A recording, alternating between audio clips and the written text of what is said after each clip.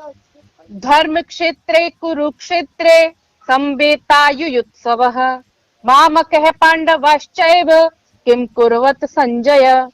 धृतराष्ट्र ने कहा, हे संजय, धर्म भूमि कुरुक्षेत्र में एकत्र होकर युद्ध की इच्छा वाले मेरे और पांडु के पुत्रों ने क्या किया। तात्पर्य, श्रीमद् भागवत गीता वस्तुतः व्यापक स्तर पर पठित भागवत विद्या है, जो गीता महात्म्य के सार रूप में समाहृत है। वहां उल्लेख है कि श्री कृष्ण के आश्रय में ही गीता का मनोयोग से अध्ययन करना चाहिए और इस प्रकार स्वार्थ प्रेरित मनमाने अर्थों के आवरण से मुक्त उसका यथार्थ तात्पर्य समझना चाहिए। भगवत गीता के उस विशुद्ध ज्ञान का उदाहरण एवं उदाहरण स्वयं भगवत गीता में है।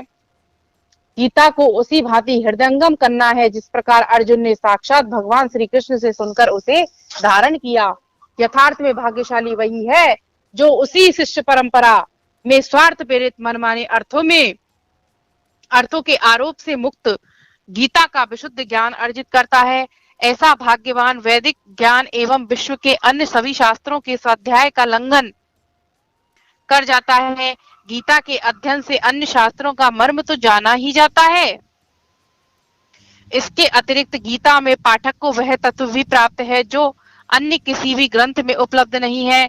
यही गीता का अतुलनीय वैशिष्ट्य है।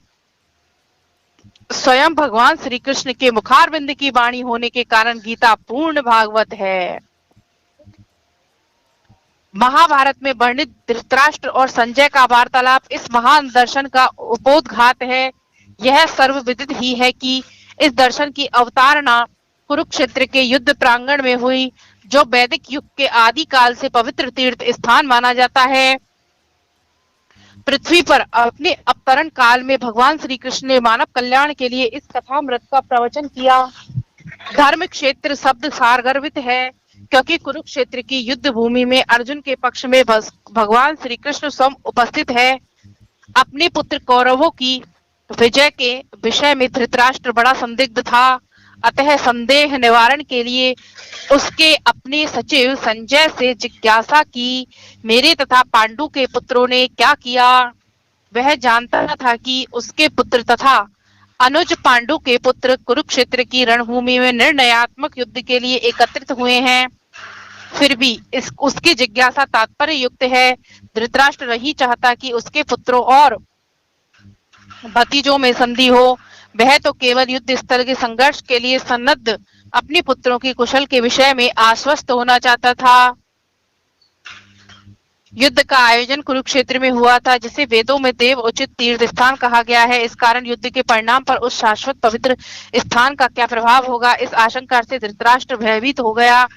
वह जानता था कि इसका प्रभाव अर्जुन आदि पांडवों के अनुकूल होगा, क्योंकि वे स्वभाव से ही सदाचारी थे। संजय श्री वेद व्यास जी का शिष्य था। उनके अनुग्रह से धृतराष्ट्र के कक्ष में बैठे बैठे उसे कुरुक्षेत्र की संजय श्री वेदव्यास जी का शिष्य था। उनके अनुग्रह से धृतराष्ट्र के कक्ष में बैठे बैठे उसे कुरुक्षेत्र की युद्ध भूमि का दर्शन हो सका। अतएव धृतराष्ट्र ने युद्ध स्थिति के संबंध में उसी से जिज्ञासा की। पांडव एवं धृतराष्ट्र पुत्र दोनों एक ही कुल की संतान हैं, परंतु धृतराष्ट्र के वाक्य से उसका मनोभाव प्रकट होता है। उसे जानबूझकर केवल अपने पुत्रों को कुरुवंशी कहकर पांडवों को कौटुंबिक उत्तराधिकार से वंचित किया है। इस प्रकार अपने भतीजे पांडवों के संबंध में धृतराष्ट्र का दुर्भाव स्पष्ट है। जिस प्रकार धान के खेत से खरपतवार को निकालकर फेंक दिया जाता है, उसके अनुरूप इस कथा के उपक्रम से ही यह आशा है कि धर्म क्षेत्र कुरुक्षेत्र में, जहां धर्म के जन्मदाता भगवान श्री कृष्ण स्वयं विराजमान है, धृतराष्ट्र पुत्र दुर्योधन आदि का नाश होगा और युधिष्ठिर आदि धर्मपरायण जनों को श्री कृष्ण स्वयं स्थापित करेंगे। धर्म क्षेत्र कुरुक्षेत्र शब्दों के ऐतिहासिक और वैदिक अर्थ से विशिष्ट यह उनका गूढ़ तात्पर्य है।